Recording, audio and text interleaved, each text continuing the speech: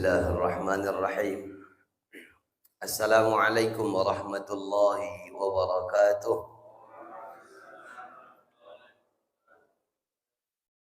Bismillahi walhamdulillah. Alhamdulillahilladzi ja'ala as-sakinata fi qulubil mu'minin wa ja'ala ar-rahmata fi qulubil muslimin wa ja'ala al-mawaddata fi qulubil muttaqin.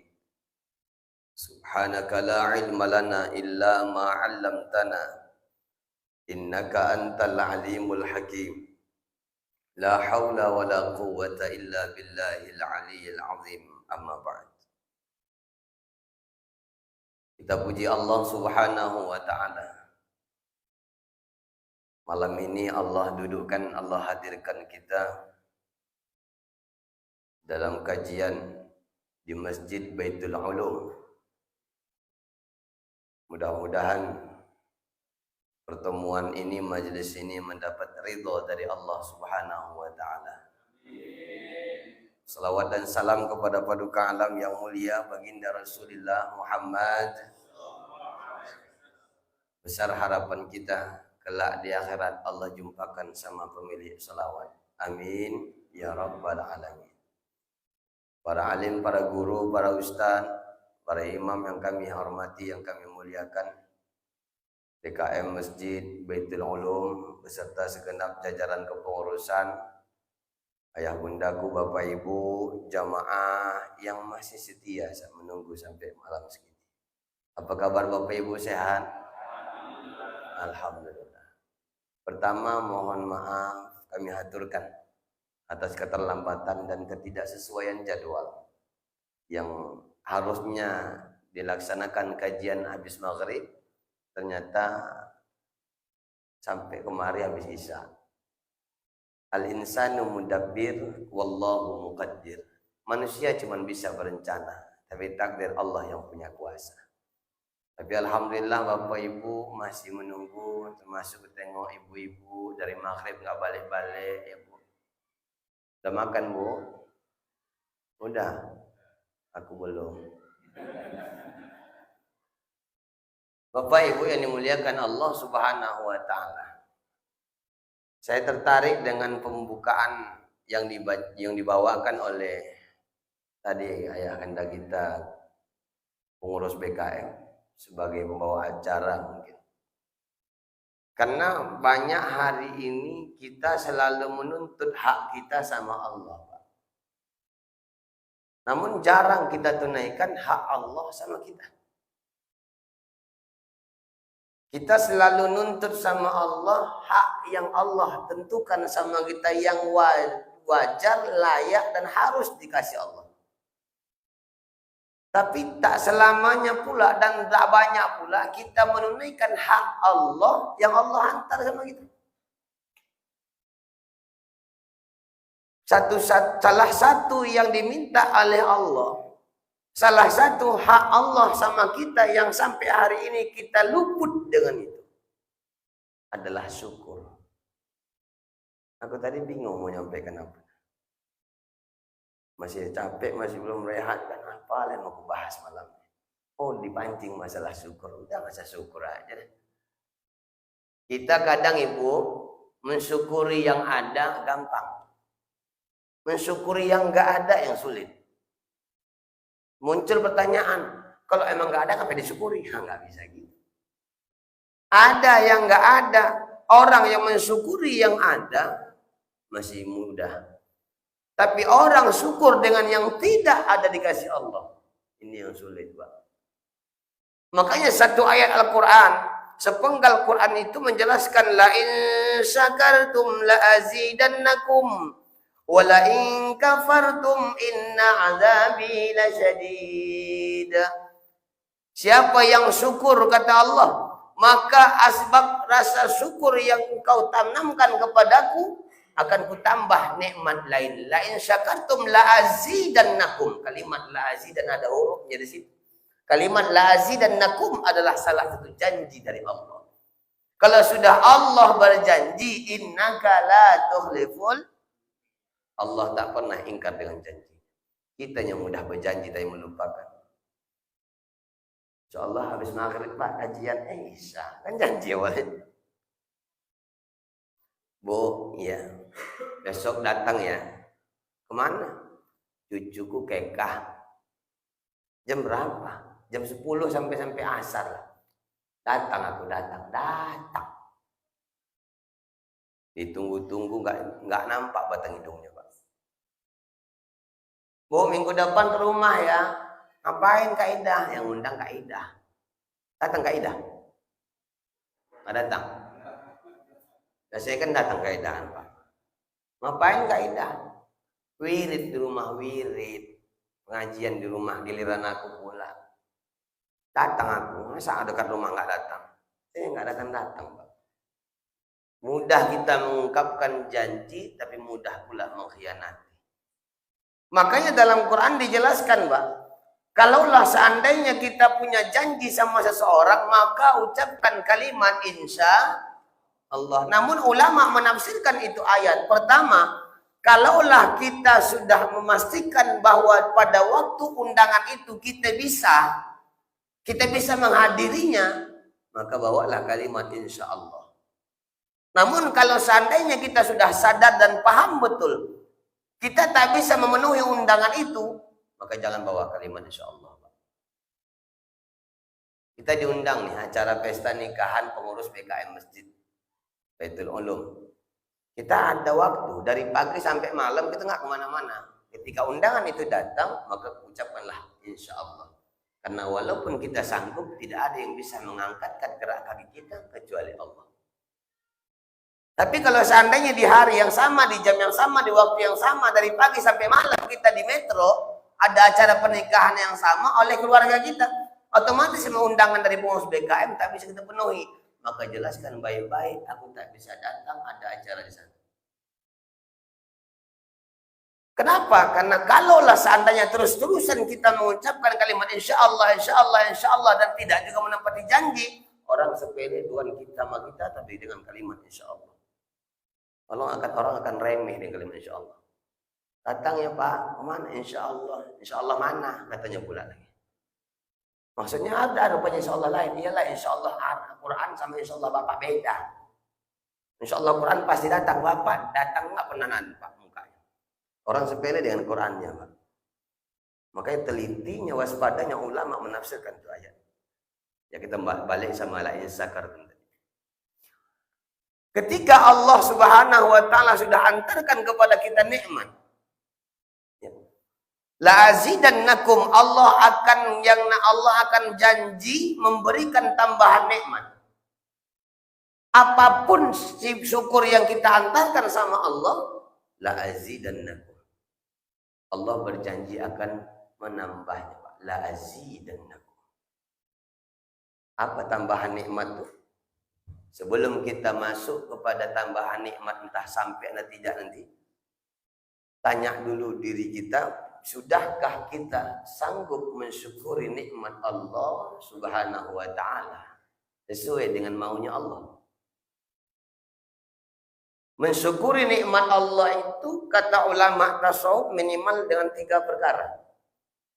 Pertama, lisan ngomong alhamdulillah. Bukan hanya ucapan alhamdulillah.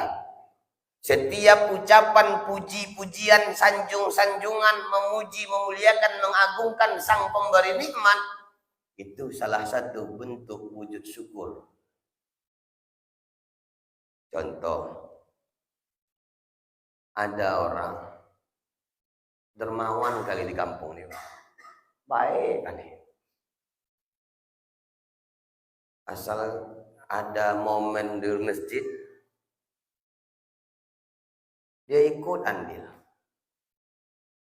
Acara maulid, mohon maaf, dia nyumbang lebih banyak daripada yang lain. Roti dari aku, katanya bercakap. Banyak itu Pak, 5.000. Memang orang kaya tapi baik. Acara maulid, acara Isra Mi'raj, kuliah subuh, apalagi ustadznya dari Medan datangnya Pak. Contoh. Ya mana tahu orang dermawan itu datang malam nih. Begitu ustaz dari Medan datang. Ini masih contoh ya Pak. Jangan kemana-mana pikiran, masih contoh. Aku mau mengilustrasikan biar paham dengan kaji itu aja ya. Memahamkan kaji aja untuk kita nih. Asalkan datang ustaz dari Medan, dibawanya siap kajian tuh makan malam di rumahnya. Ini contoh ya Pak. Contoh. Yang mana tahu ada yang niat. Ya, begitu datang makan malam, siap makan malam. Lain Pak. Ustaz izin mohon foto Ustaz. Kenang-kenangan sama anak istri keluarga. Boleh foto-foto, foto-foto. Pamit pulang. Begitu pulang agak rasanya lain Pak. Tanganku agak lain. Apa ini Pak? Udah Ustaz jajan-jajan kata Bapak itu. Yang Bapak yang di sana tuh Pak. Yang di sana tuh, di sana. Ini belum tahu. Begitu selesai, mulutku akan bercakap sama yang lain. Aku bahasa Medan ya Pak ya. Bercakap. Memang di kampung situ dekat Masjid Baitul Ulum itu ada satu orang yang baik. Alhamdulillah. Namanya Bapak ini, rumahnya ini, lamanya semua aku jelaskan. Masuk ustaz lain begitu juga dilakukan. Masuk ustaz lain begitu juga perlakuannya. Alhasil omongan ustaz-ustaz yang lain begitu duduk ngopi. Tak ada kopi sini. Ada ya? Udah enggak apa-apa. Ada putih. Begitu duduk nongkrong bahasanya. Ustaz-ustaz itu, ustaz-ustaz yang lainnya akan bicarakan nama Bapak itu. Di saat ini orang membicarakan orang lain, walaupun dia tidak langsung bilang terima kasih banyak Pak, sehat-sehat, walaupun dia tidak langsung bicarakan kalimat syukur sama si orang yang memberi, tapi dia selalu menyanjung orang yang memberi, salah satu bentuk wujud terima kasih. Alhamdulillah kalimat pujian sama Allah, bahkan bukan hanya pujian sama Allah saja, hanya kalimat Alhamdulillah. Bagaimanapun cara kita memuji, sanjung-sanjung memuliakan Allah, salah satu bentuk terima kasih. Karena baik kali Pak Allah ini Pak. Tadi dibilang Bapak tuh, kita bersyukur Alhamdulillah. Karena nikmat syukur nih yang perlu kita minta sama Allah. Syukur apa? Banyak. Ada dua nikmat kata Rasul Sallallahu Alaihi Wasallam yang manusia jarang kali untuk mengingatnya dan ketika hilang baru teringat. Pertama nikmat sehat, yang kedua nikmat lapang waktu. Kapan terasa sehat itu menjadi nikmat? Di saat sakit sudah datang. Pak, nggak terasa Pak ibadah kita dimohon maaf pakai kursi kita sholat tarawih. Allahu Akbar. Sebelah ada kawan usia sama kita tengok masih enak kokoh berdiri. Apa kita bilang sama waktu? Enak kali kau ya. Masih enak kali kau sholat tarawih berapa rakaat. Aku seusianya kita, tapi aku kayak gini. Nggak enak lagi sholat tarawih kayak gini. Sholat ibadah udah enak. Kapan terasanya? Di saat sakit. Bu, kapan terasa nikmatnya punya gigi? Di saat kita sudah tak punya gigi, nengok kawan sebelah kita ngunyah-ngunyah ke dondong. Enggak emosi ya?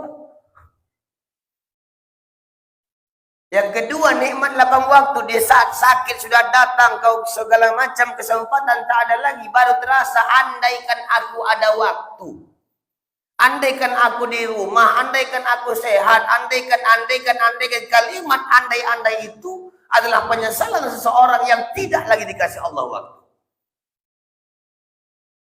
Maka selagi ada waktu, selagi sehat, yuk manfaatkan syukur. Kalau tadi kita dengar syukur, alhamdulillah kita masih langkah enak, tangan bisa main. Cuma tadi bersyukur apa tadi? Yang paling dahsyatnya masih syukur kita Pak. Bangun dari tidur, memori otak kita masih di sini. Andaikan bangkit dari tidur, organ tubuh kita masih lengkap, tapi memori kita pindah sama orang lain. Siapa yang bisa jamin? Kalau mohon maaf nih, naudzubillah, bangkit dari tidur tiba-tiba ada orang buta, ada. Bangkit dari tidur tiba-tiba tak bisa bergerak, lumpuh, ada. Bangkit dari tidur peka, banyak. Bangkit dari tidur model mulutnya sumbing, miring, tak bisa bercakap. Ada Pak. Tapi yang paling luar biasanya berlindung tidak sama Allah, bangkit dari tidur gila. Bangkit dari tidur, memori akal kita tak ada lagi. Dicabut Allah nikmat akal itu. Maka sangat beruntung dan berterima kasihlah kita sama Allah. Bangkit dari tidur masih normal semua. Makanya sebelum tidur banyak-banyak rasa syukur. Buat amalan, jangan lupakan sholat sebelum tidur. Walaupun mohon maaf pulang kerja jauh malam, jam 8, jam 9 nggak sempat isya. Beres-beres mandi, makan segala macam, mau tidur sholatkan dulu. Nanti aja lah, bangkit jam 3 jam kalau bangkit. Kalau enggak, kadang kita sepele dengan ibadah sama Allah, Pak. Walaupun terlambat. Aku bukan nyuruh kita sholat terlambat ya. Ini besok begitu sholat subuh orang nyasar jam 6 semua nih. Kok jam 6 kalian sholat? Itu gara-gara segondrong semalam ya. Kenapa? Sholat boleh terlambat katanya. Pokoknya dia nggak sampai habis dengarkan kaji. Walaupun kadang kita terlambat untuk sholat berjamaah, enggak pun sholat berjamaah, tapi sampai di rumah kita ingat sama Allah, itu jauh lebih disenangi oleh Allah ketimbang kita paham tentang sholat tapi tak mau sholat. Egoisme dalam hati, keinginan dalam hati, syahwat dalam hati kita ikuti sehingga kita tak mau sujud sama Allah. Makanya iblis itu yang seiblis-iblisnya iblis itu kita, Pak. Iblis yang membangkang untuk sujud sama Nabi Adam itu sudah ada menjelma dalam bentuk wujud manusia. Kita nggak mau sujud sama Allah dengan alasan segala macam alasan. Allah hanya inginkan haknya Allah ditunaikan oleh kita. Apanya? Pertama, syukuri nikmat yang dikasih. Bahkan di saat kita sanggup mensyukuri nikmat Allah, bukan hanya itu kepuasan dapat Allah. Apalagi selain Allah puas nengok kita sudah bersyukur, Allah akan kasih lagi nikmat bagi orang yang bersyukur. Dikasih lagi hadiah. Dengan cara apa? Pertama, biqaul bil lisan, ucap dengan alhamdulillah dan pujian lain. Yang kedua, tasdiqu bil qalbi, yakini dengan hati bahwa nikmat datang dari Allah, balik lagi sama Allah. Ada orang mengucapkan syukur dengan lisan. Yang kedua, dia yakin nikmat datang dari Allah, tapi tak yakin nikmat balik lagi sama Allah, batal syukurnya. Kita hanya mengucapkan dari lisan aja, alhamdulillah, tapi tak yakin dari hati bahwa nikmat datang itu dari Allah. Adapun yang yakin nikmat datang dari Allah, dia tak yakin bahwa nikmat pasti balik lagi sama Allah. Buktinya, kita selalu berharap bahwa ini segala sesuatu adalah hak milik kita. Di saat milik sudah diambil, pasti kecewa yang kita rasakan. Kita menganggap apa yang nikmat dikasih Allah itu hak milik kita, Pak. Sehingga apapun yang ditarik Allah lagi, kita kecewa, nangis, gak pernah peduli sama apapun, frustasi, putus dari rahmat Allah. Bahkan yang paling luar biasanya, dia jauhi Allah, seolah-olah dia menganggap Allah tak adil. Allah titipkan harta sama kita. Tiba-tiba rezeki kita membludak bahasanya. Meledak rezeki. Banyak. Paling 2 atau 3 tahun harta itu kita pegang. Musibah datang.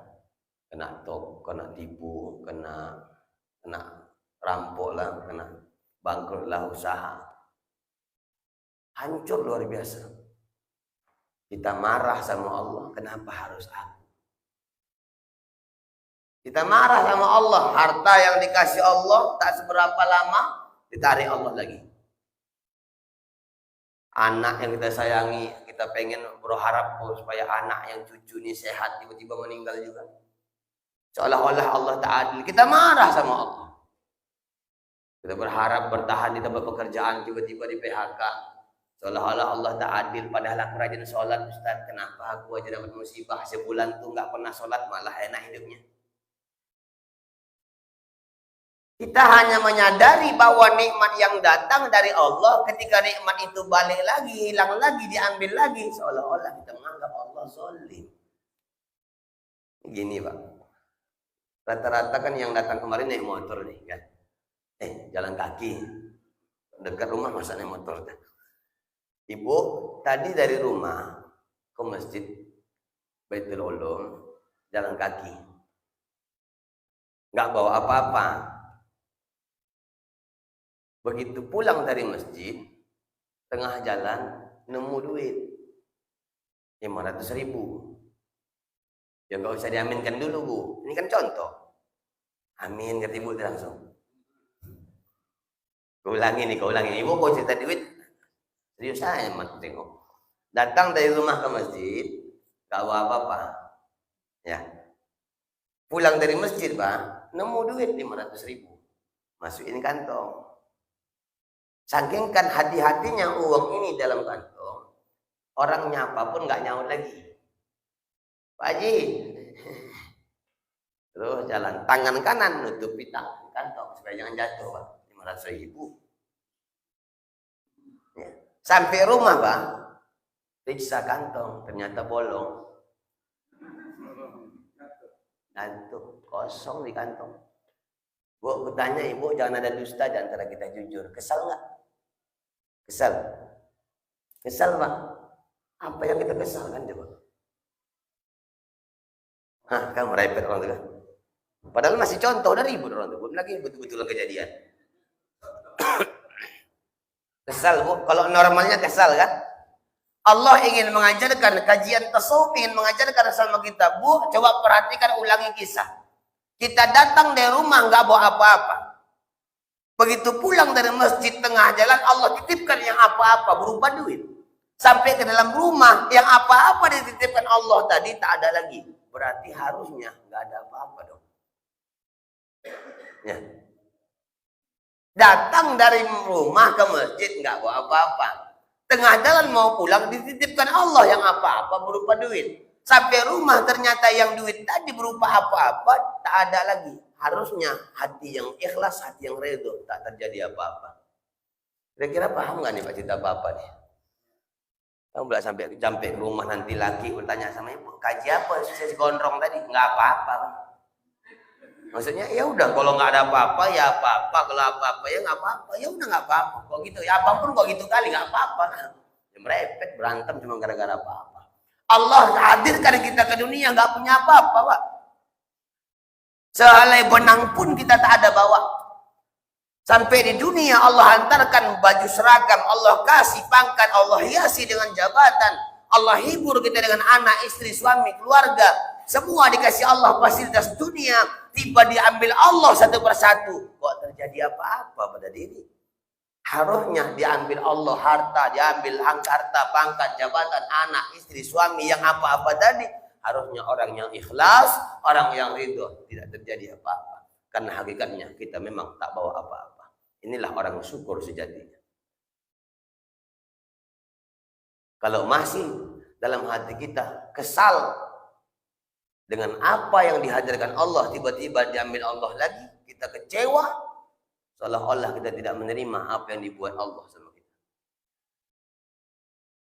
Dan yang ketiga, makna syukur selain ucapkan dengan lisan, kemudian yakini dengan hati. Yang ketiga, buktikan dengan perbuatan.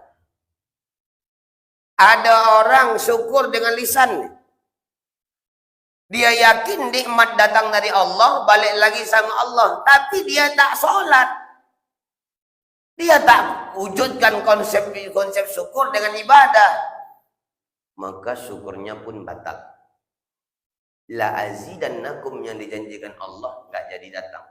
Maka jangan pernah berharap dan bermimpi kita rajin doa, rajin kita ucap alhamdulillah, tapi tak kaya-kaya. Kita tak sehat-sehat, kita tak terwujud-wujud impian. Kenapa? Bukankah Allah berjanji pasti dikabulkan? Bukan Allah berjanji pasti ditambah nikmat itu? Betul. Tapi apa yang salah? Kenapa itu tidak terlaksana? Karena kita tidak sujud untuk ibadah. Itu aja. Sujud untuk ibadah sama Allah. Dan syukurnya, praktek syukur itu tidak hanya sholat. Orang yang badannya sehat, Allah suruh sholat, banyakkan ibadah. Ini bukti wujud syukur dalam bentuk perbuatan.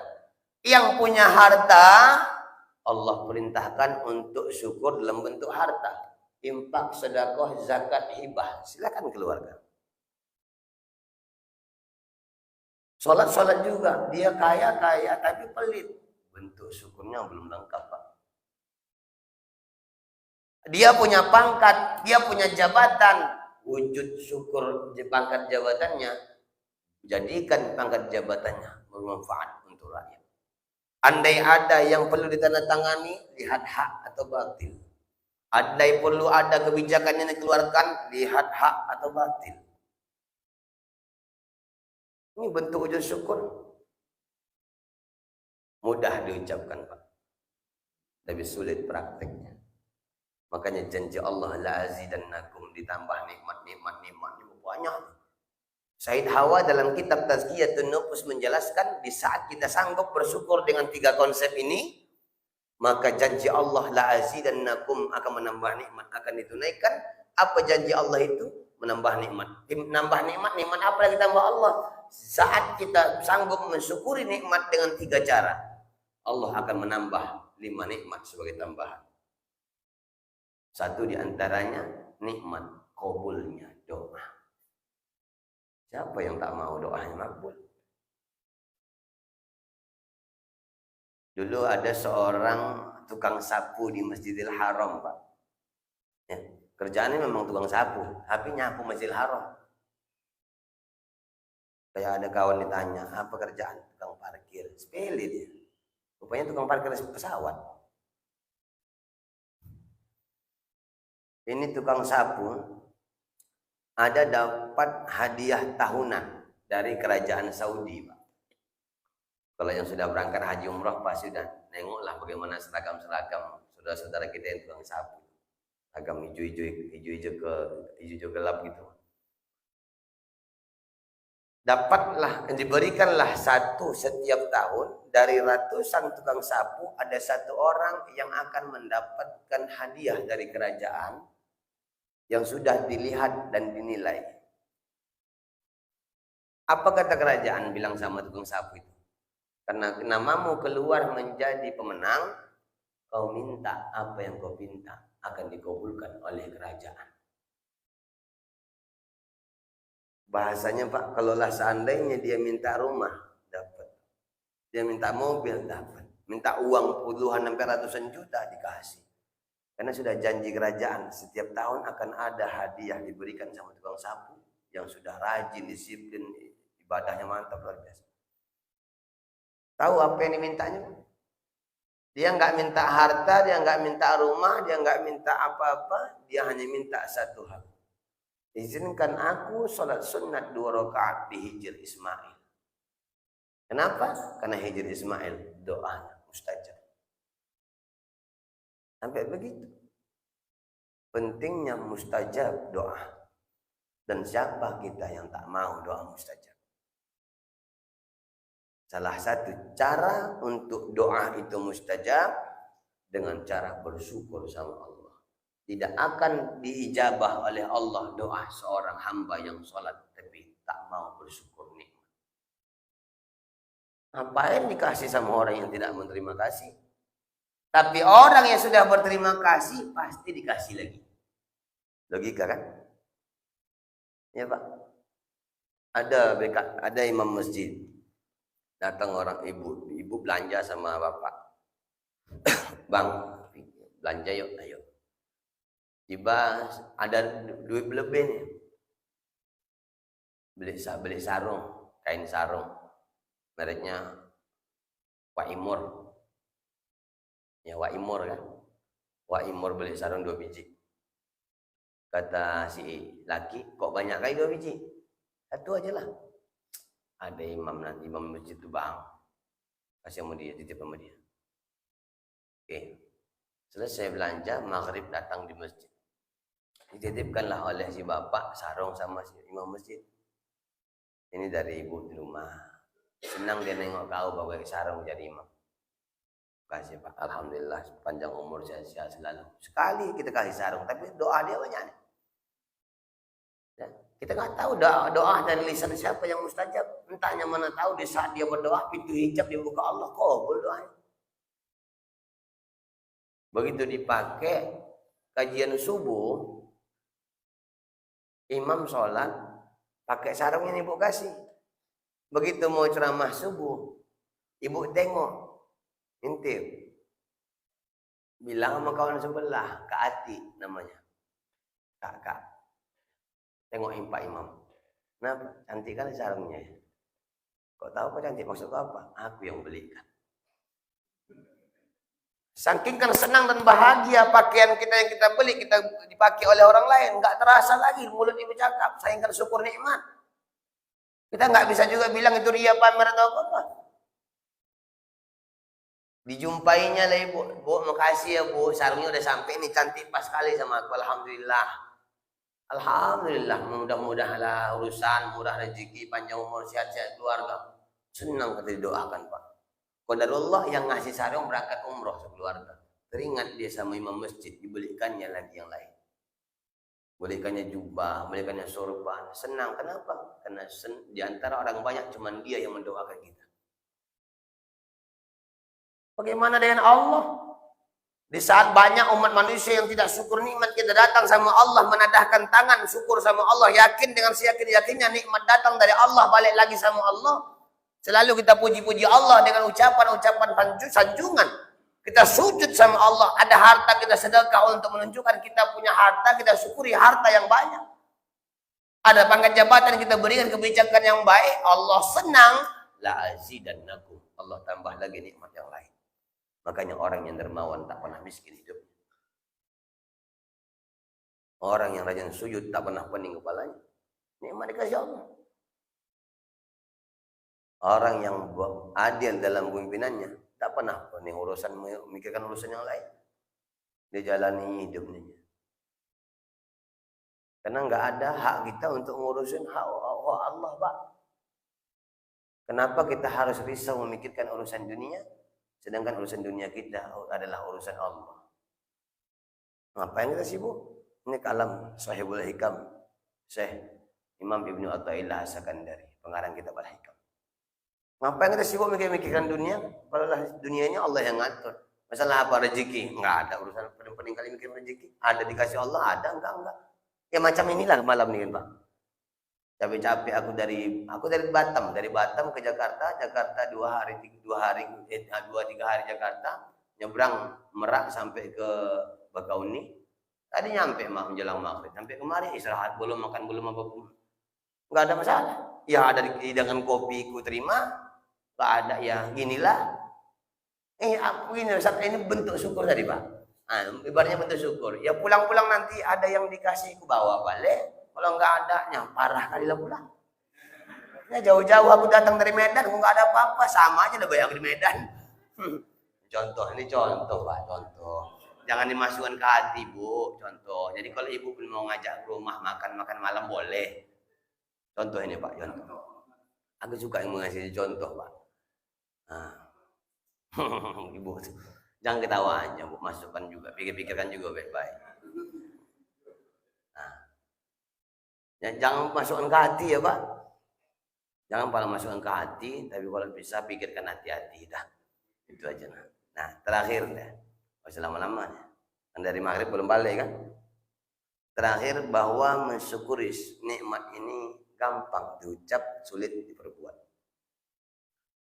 Dan bukan berarti yang enggak rambut panjang bercakap ini sudah melakukan apa yang disampaikan tadi, tidak. Sama-sama gitu. Barang kita untuk mewujudkan kebahagiaan dunia akhirat dengan kebahagiaan Allah, karena Allah senang menengok kita yang sudah berterima kasih atas nikmat. Cemana tak layaknya Pak? Bagaimana tidak coba? Luar biasa dahsyatnya nikmat yang Allah kasih, maka pantas kita mensyukuri nikmat. Orang yang sudah paham dan sudah meyakini bahwa besarnya nikmat yang Allah tanamkan, besarnya nikmat yang Allah beri, coba keluar dari rumah malam-malam, pandang langit, rasakan nikmat yang Allah kasih, dan bayangkan semua nikmat dikasih Allah sama kita. Sebalik itu kita juga pikirkan betapa banyak nikmat yang Allah kasih kita sia-siakan dengan maksiat dan zalim, dengan aniaya, dengan dosa. Dibandingkan nikmat yang Allah kasih, menjeritlah, keluarkan suara ke langit, menjerit banyak-banyaknya, air mata tumpah. Makanya banyak kita lihat orang imam-imam di Masjidil Haram dan di Masjid Nabawi itu di mana-mana. Jangankan baca ayat tentang neraka, tentang azab, baca kalimat alhamdulillah, mengucapkan alhamdulillah pun sangat-sangat luar biasa, air matanya menetes. Kenapa? Sangat luar biasanya nikmat dikasih Allah, sedangkan kita balas dengan maksiat. Berapa banyak dosa yang sudah kita buat? Dari sekujur tubuh kita nih, kaki sampai kepala, maksiat terus kita buat. Lain zina mata, memandang yang bukan muhrim. Jangan tangan lagi kita lihat, memegang, menyentuh, dan lain segala macam. Kaki kita tempatkan kemana. Pikiran hati kita tak pernah ibadah sama Allah. Pikiran kita hanya untuk maksiat, hati kita hanya untuk maksiat. Zikir pun lalai. Tapi Allah selalu ngasih kita kesehatan. Ya. Allah masih kasih kaki kita melangkah. Mana yang bermaksiat nih? Lidah selalu maksiat. Lidah selalu bermaksiat. Zikir pun jarang sama Allah. Memaki-maki orang lain, menghibah orang lain, mencuci maki orang lain, memfitnah orang lain, mengadu domba orang lain, mengutarakan kalimat-kalimat yang tidak bermanfaat, kalimat-kalimat zina, kalimat-kalimat maksiat. Lidah ini yang kita banyak dosa. Ini pun tak dikasih Allah keluh lidah. Tetap dikasih Allah nikmat lidah ini bisa bercakap. Mata, kemana kita buat mata ini? Tetap bangkit dari tidur, mata ini masih terbuka. Kita pun kadang lupa kita syukur sama Allah. Semua nikmat dikasih Allah, walaupun kita tak syukuri, Allah kasih tetap nikmat. Allah sengaja membuat kita supaya sadar. Itu pun kadang tak sadar-sadar. Makanya bainan nikmah wal azab, di tengah-tengah antara nikmat sama azab ada namanya istidraj. Apa itu istidraj? Seolah-olah yang dirasakan adalah nikmat, padahal itu adalah azab. Hidupnya makin bahagia, ibadahnya enggak pernah, tapi makin kaya. Terus makin kaya. Sedekah enggak, sholat enggak, tapi makin kaya. Jangan anggap itu nikmat, boleh jadi itu istidraj. Dibiarkan Allah untuk menikmati segala-galanya sampai detik waktunya sudah ditentukan. Allah tarik segala-galanya sehingga tak bisa menyebutkan apa-apa. Tobat pun dari tolak. Maka bahagia dan bangga kita di saat kita sudah mohon maaf, kita mungkin melanggar aturan Allah tapi ditegur. Syukur. Kita diingatkan Allah, kita ditegur Allah. Kalau seandainya kita berbuat maksiat tapi tak ditegur, dibiarkan terus-terusan dengan kemaksiatan itu, makin lalai, makin lalai, makin lalai. Andai mati dalam keadaan kemaksiatan, itulah yang dikhawatirkan. Tapi kalau masih dikasih Allah, kita ditegur, ada goncangan hidup sehingga kita sadar balik, alhamdulillah Pak. Contoh nih, Lampung Jakarta berapa jam pesawat? Enggak sampai 1 jam lah, kita bilang aja 1 jam ya. Berangkat nih Pak, naik pesawat dari bandara, dari Lampung ke Suta. 1 jam perjalanan itu nggak ada terasa apa-apa, nggak ada goncangan, nggak ada masalah. Kita enak kali, apalagi malam nggak tidur, pagi nggak sempat tidur, capek badan, ketiduran. Enak tiduran dalam pesawat yang 1 jam. Walaupun sebentar, memang nggak asik sebenarnya kalau begitu bangkit kan agak pegal segala macam. Tapi nikmat, artinya bisa tidur gitu. Bisa kita tidur walaupun waktu 1 jam atau 45 menit. Gara-gara kita tidur, kita nggak tahu apa yang terjadi. Entahnya bangkit kita begitu bangkit, cuma udah di hutan aja. Ada yang ditengok dari laut. Yang paling sakitnya yang bangkitkan kita, membangunkan kita bukan pramugari, bukan orang lain. Malaikat munkar nakir. Marah buka aja langsung. Kenapa? Karena tidur terlalu lelap, terlalu nyenyak. Kita nggak tahu nikmat di depan, azab di depan nggak tahu. Tapi ketika 1 jam perjalanan naik pesawat, ketika sudah berangkat, tengah jalan di menit ke-20 goncangan terjadi. Pesawat oleng, Pak. Sayapnya terbakar. Datang pramugari sudah menyiapkan pelampung segala macam. Kira-kira ada yang sanggup tidur nggak? Ada yang sanggup? Sengantuk-ngantuknya kita, pasti tak ada yang sanggup tidur di saat pesawat sudah kacau balau. Apa yang kita buat? Doa. Yang Islam doa zikir Allah, Allah, ya Allah, ya Allah. Walaupun mohon maaf dia tak sholat, Allah, Allah, ya Allah, ya Allah, ya Allah. Ternyata harus dikasih dulu goncangan, baru ingat sama Allah. Maka enak dan wajar kalau hari ini kita sadar kalau dikasih goncangan. Perlu goncangan hidup nih Pak. Apa goncangannya? Problem, masalah. Maka datang masalah dikasih Allah dari Allah datang kehidupan kita, jangan langsung murka Allah hadir beginilah begitulah menyesali segala, tidak. Boleh jadi masalah itu datang untuk menyadarkan kita yang terlalu luar biasa lalainya sama Allah Subhanahu wa taala. Saya kira Bapak Ibu udah jam 9:30, kurang 1 jam. Jadi nggak usah ya. Nggak usah lama-lama lah. Nggak usah lama-lama. Ibu bapak pun mau makan malam pun lah. Kita pun mau istirahat, mau ke penginapan lah. Kalau memang sudah beginilah ketentuan Allah, kue sekotak sama air putih, air minum, apa-apa lah. Mungkin di jalan nanti bisa singgah ke warung kopi, minum kopi. Agak ngantuk juga bawaan pun. Saya kira ini dapat disampaikan Bapak Ibu yang mulia. Terima kasih pengurus BKM Baitul Ulum. Doakan perjalanan safari kami. Belum ada pulang nih pas setengah bulan nih. Kami berangkat pertama dari Medan ke Batam 8-9 hari. Dan sebelum ke Lampung kami 2 hari di Jakarta. Kemudian dari Merak ke Bakauni nyebrang. Alhamdulillah sampai di Lampung. Insya Allah sampai tanggal 22 atau tanggal 23 di Lampung, Bandar Lampung atau Metro keliling. Ada sama kawan-kawan dari Medan, ada dari Lampung, sahabat hijrah Lampung, ada Bang Rizky yang tak asing lagi di wajah BKM Masjid Selampung.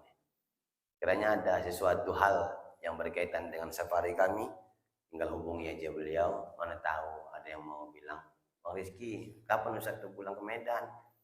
Mungkin tanggal sekian, singgah ke rumahnya, ada kopi, mana tahu bawa pulang, oleh-oleh, namanya orang tamu. Masa tamu datang dibiarin gitu aja, ya kan Bu? Mana tahu, ibu pun mana tahu ada niatan apa-apa ke rumah. Ustaz pengen kali ngajak-ngajak Ustaz sarapan pagi di rumah, boleh, bilang aja. Aku nerima aja Bu, selagi itu ada manfaatnya lah. Nah ya Bu ya, Bapak Ibu yang mulia, ini doakan kami habis itu kami mau safari dan sekaligus ziarah ke guru kami, guru kita bersama almarhum Buya Tengku Zulkarnain. Mungkin ada pernah dengar nama beliau, mungkin pernah dengar ceramah beliau atau di YouTube, di TV. Udah 3 tahun beliau meninggalkan kita, bukan meninggal dunia, tapi pindah alam. Hakikatnya orang-orang beriman tidaklah mati, tapi pindah alam. Kita dari alam ajali. Alam ajali, alam penentuan makhluk. Habis di alam ajali, Allah pindahkan ke alam roh. Begitu sudah di alam roh, jasad belum nampak, diciptakan jasad, kemudian roh ini dipindahkan ke alam rahim. Di alam rahim 9 bulan 10 hari paling lama, cuman Imam Syafi'i rahimahullah yang 4 tahun. Kalau di kampung nih ada orang dalam kandungan 4 tahun, keluar udah berjenggot nih. Tapi Allah jaga orang-orang alim itu. Imam Syafi'i 4 tahun dalam kandungan. Begitu sudah dalam alam rahim 9 bulan 10 hari, kita Allah keluarkan dari alam rahim, masuklah ke alam dunia ini. Pindah alam sebenarnya. Habis dalam alam dunia, pindah ke alam yang lanjut, alam barzah. Habis dari alam barzah, masuklah ke alam akhirat. Abadan. Kekal. Tak ada lagi perpindahan setelah itu. Situlah semuanya. Di akhirat itu adalah surga, adalah neraka, masing-masing. Makanya nanti kalau Bapak tak jumpa sama aku di surga, minta tolong Pak cari ya. Walaupun nggak dapat juga di surga di situ, cari-cari juga di neraka. Mana tahu dicemplungkan dulu. Ya. Ada di antara kita nih orang beriman, orang Islam, sholatnya rajin, tapi dicemplungkan dulu ke neraka ada. Untuk apa? Mencuci dosa yang sudah berlalu. Dicuci dulu maksiat kita, cuci dulu zina kita, cuci dulu segala macam. Masuk neraka itu akhirnya masuk surga lagi. Kalaupun di neraka Bapak nggak jumpa aku, berarti aku di ruangan VIP lah Bang, mungkin di atas tuh ya. Dimanapun kita mudah-mudahan dalam masuk surga dalam barisan baginda Nabi Muhammad sallallahu alaihi wasallam. Saya kira demikian, mudah-mudahan bermanfaat. Usikum nafsi bitaqwallah wallahu al-muwaffiq ila aqwamit thoriq. Assalamualaikum warahmatullahi wabarakatuh. Waalaikumsalam warahmatullahi wabarakatuh. Biasa kita beringat pada rasa syukur kita kepada Allah SWT. Syukur dengan lisan kita, syukur dengan hati kita, bahwa semuanya berasal dari Allah dan pasti akan dicabut kembali oleh Allah.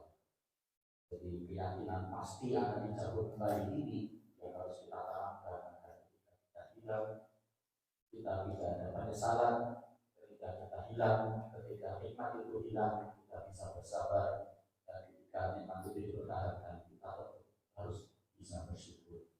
Dan yang tidak kalah penting adalah mewujudkan nikmat yang kita terima itu dengan ketaatan kepada Allah Subhanahu wa Ta'ala. Mudah-mudahan senantiasa kita diberikan istiqomah sampai dengan akhir. Amin amin. Amin ya rabbal alamin. Kita akhiri dengan doa tafatul majlis. Subhanallah wa bihamdika asyhadu an la ilaha illa anta astaghfiruka wa atubu ilaik. Dimaafkan. Billahi taufiq. Wassalamualaikum warahmatullahi wabarakatuh. Waalaikumsalam warahmatullahi wabarakatuh.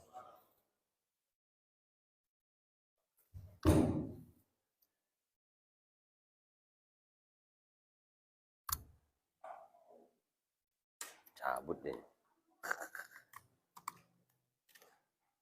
Bismillah. Sama-sama.